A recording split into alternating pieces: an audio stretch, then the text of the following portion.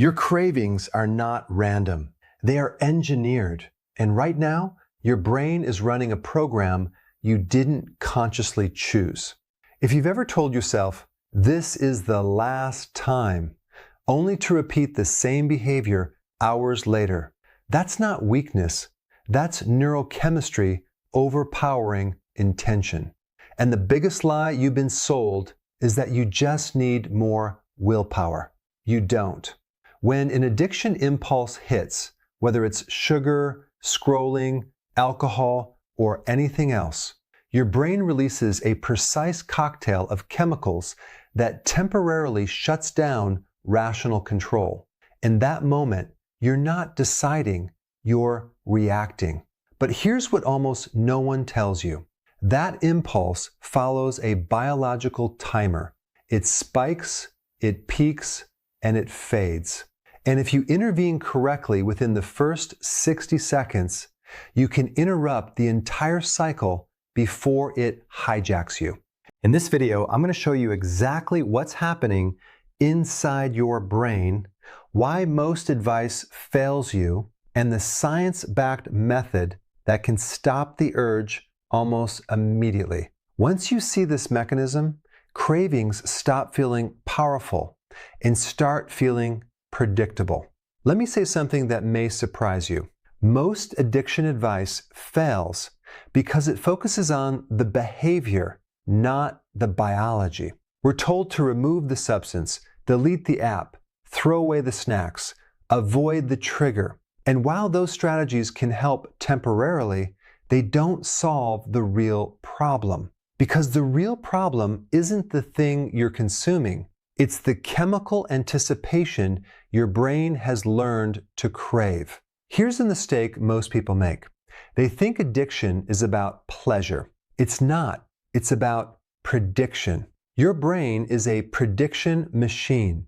The moment it associates a behavior with reward, it begins releasing dopamine before the reward even happens. That means the craving doesn't start when you eat the sugar. It starts when you think about it. This is why willpower feels useless. By the time you're deciding, your dopamine system has already activated. Your prefrontal cortex, the rational, decision-making part of your brain, is temporarily suppressed. You are literally negotiating with a brain that has already biased the outcome. Mainstream discussions often reduce addiction to a moral issue or a bad habit. But neurologically, what's happening is far more precise. Repeated exposure to a rewarding stimulus strengthens neural pathways between the cue, the anticipation, and the behavior. Over time, the cue alone becomes enough to trigger the chemical cascade. You don't need the substance anymore. You just need the reminder. That's the root cause. A sensitized dopamine loop driven by cues and anticipation, not weakness. And here's where it gets even more interesting. The intensity of a craving is not a constant state. It's a spike, a surge. It rises rapidly because dopamine and glutamate amplify the signal. But biologically, that spike cannot sustain itself indefinitely. Neurochemistry operates in waves. The tragedy is this: most people try to fight the wave at its peak. They argue with it. They shame themselves. They distract themselves randomly. And in doing so, they miss the critical window, the first 30 to 60 seconds, when the loop is still forming and most vulnerable to interruption. If you understand this timing, you stop seeing cravings as monsters. You start seeing them as patterns, and patterns can be disrupted.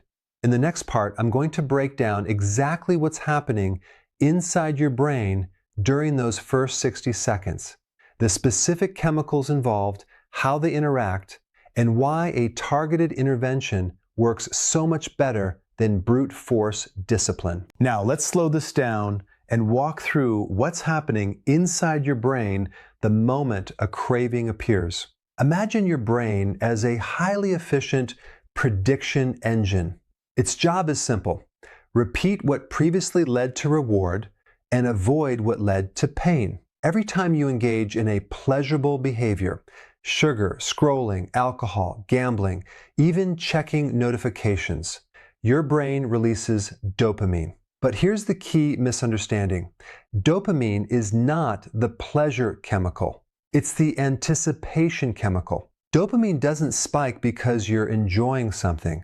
It spikes because your brain predicts something rewarding is about to happen. Step 1 begins with a cue. It could be visual, emotional, environmental, or even internal: boredom, stress, loneliness. That cue activates stored memory patterns in the hippocampus and emotional tagging in the amygdala. Your brain recognizes the pattern. Last time this happened, we got a reward. Within milliseconds, dopamine neurons in the ventral tegmental area fire signals to the nucleus accumbens, the brain's motivation center. This creates a sense of urgency, not pleasure, urgency. At the same time, glutamate, an excitatory neurotransmitter, strengthens the signal. Think of glutamate as the amplifier. It increases the intensity of the craving signal, pushing it forward. Now here's where things shift. As dopamine and glutamate rise, activity in your prefrontal cortex, the rational decision-making part of your brain, temporarily decreases. This is crucial. You don't lose control because you're weak. You lose control because the brain shifts into an automated survival motivation mode. From an evolutionary perspective, this made sense. If food was scarce and you spotted berries, your brain needed to override hesitation.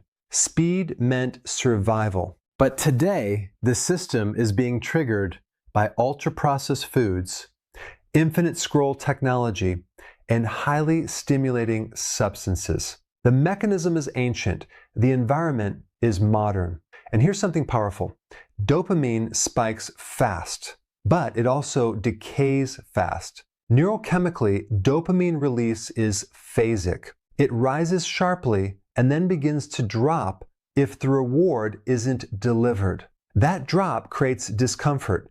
Your brain interprets that discomfort as complete the behavior. But biologically, the spike cannot sustain peak intensity for long. Most urge waves last roughly 60 to 90 seconds at high intensity before naturally declining if you don't reinforce them. When you give in, you strengthen the loop. The cue becomes more tightly wired to the reward prediction. The pathway thickens, like carving a deeper groove in snow. When you interrupt the loop early, something different happens. GABA, your brain's inhibitory neurotransmitter, has a chance to rebalance activity. Oxytocin and serotonin pathways, especially if social connection or calm breathing is involved, begin to counteract stress-driven impulses. The nervous system shifts from sympathetic activation, fight or pursue, into parasympathetic regulation, calm and restore. This is why timing matters more than intensity of effort. You don't need to fight the craving harder. You need to intervene earlier. The first 30 to 60 seconds is when dopamine is peaking, glutamate is amplifying, and the rational brain is temporarily suppressed. If you apply a targeted disruption in that window, you prevent the loop from fully locking in. And once you understand this biology, the craving stops feeling mysterious. It becomes mechanical. And mechanical systems can be redirected. Now let's talk about exactly how to do that. Now we move from theory to execution. If cravings are neurochemical waves, then your job is not to fight the wave, it's to redirect it. Here's exactly how you do that. Number 1, the 60-second rule. The moment you feel the urge, don't negotiate, don't analyze, don't shame yourself. Start a 60-second timer. Your only job during that minute is to delay action. Remember, dopamine spikes fast, but also decays fast. If you don't reinforce the behavior immediately, the chemical intensity begins to drop. You're not suppressing the craving. You're allowing the spike to peak and fall naturally. That 1 minute changes everything. Number 2, physiological interrupt. Control your breath. Your nervous system drives impulse strength. Slow, controlled breathing activates the parasympathetic system and increases GABA activity. Try this.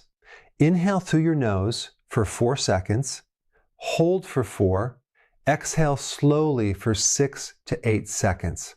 Repeat for 1 minute. Longer exhales signal safety to the brain. Safety reduces urgency. Reduced urgency weakens the craving signal. This isn't motivational advice. It's neuroregulation. Number 3, change your physical state immediately. Stand up, move rooms, splash cold water on your face, do 20 squats, step outside. Why? Because cues are context dependent. Your brain links behaviors to specific environments. Changing location disrupts the cue-reward association. Movement also increases dopamine in a controlled, healthy way, giving your brain a small reward without reinforcing the addictive loop. Number 4, replace anticipation, not just the behavior. Remember, addiction is about anticipation. Instead of saying, I won't do this, say, I will do something else that shifts my chemistry. Call someone, send a voice note, walk outside, listen to one song and focus fully on it. Social connection increases oxytocin. Mild movement stabilizes dopamine.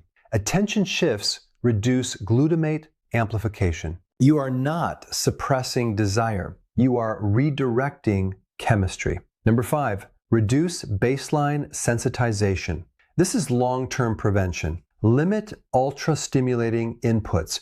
Reduce constant scrolling. Prioritize sleep. Eat protein-rich meals to stabilize blood sugar. Chronic sleep deprivation and blood sugar crashes amplify dopamine spikes. If your baseline nervous system is overstimulated, cravings feel louder. Regulated system, weaker impulses. Cravings are not enemies, they are signals. When you understand timing, chemistry, and environment, you stop relying on willpower and start using biology strategically. Now that you understand how to interrupt a craving in 60 seconds, there's something even deeper you need to look at. Because stopping the impulse is one thing, but reducing how often those impulses appear is another. And that brings us to a critical factor most people ignore: dopamine baseline and overstimulation. In the next video, I'm going to show you how constant modern stimulation is quietly lowering your motivation, increasing anxiety, and making cravings stronger. If you want fewer urges, not just better control, watch that next.